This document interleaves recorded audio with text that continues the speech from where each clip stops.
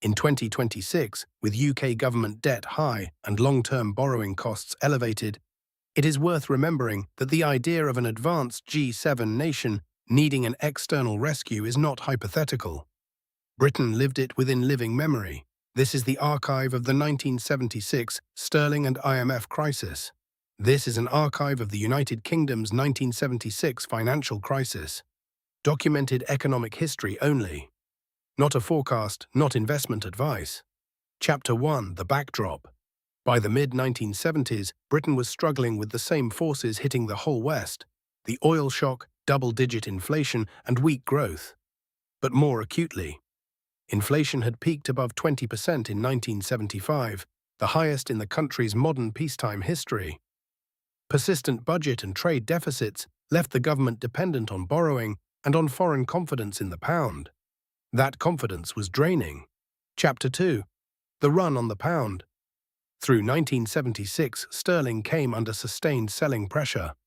As holders sold pounds, the currency fell, which raised the cost of imports and inflation, which prompted more selling.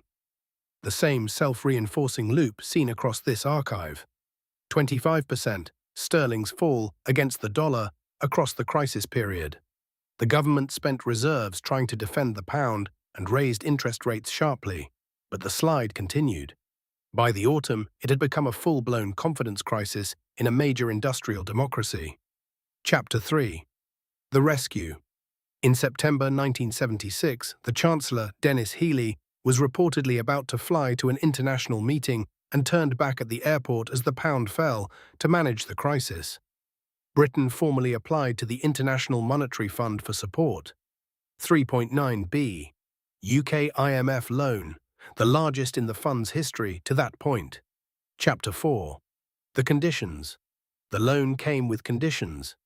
The IMF required cuts in public spending and tighter control of the money supply. Terms more usually associated with developing economies now imposed on a founding member of the international financial order. The episode was a profound political shock. It hardened the belief that the post-war settlement of high spending and full employment management had reached a fiscal limit, a belief that reshaped British policy in the decade that followed. Chapter 5: The Twist. There is a documented sting in the tale. Revised figures later showed the public finances had been considerably stronger than the estimates used during the crisis. The full extent of the cuts may not have been necessary on the true numbers. The crisis was driven as much by confidence and flawed real-time data as by fundamentals. Britain repaid the loan ahead of schedule and sterling recovered, but the political scar and the lesson remained. Chapter 6: The Pattern. The pattern the record shows. 1. An advanced economy runs on borrowing and foreign confidence. 2. Confidence drains. The currency enters a self-reinforcing fall. 3. Reserves and rate hikes fail to hold the line. 4. External rescue arrives, with conditions and a political scar. This archive does not predict any outcome for any modern economy.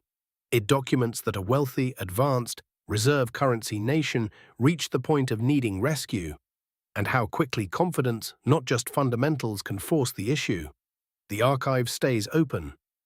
This is what the historical record shows.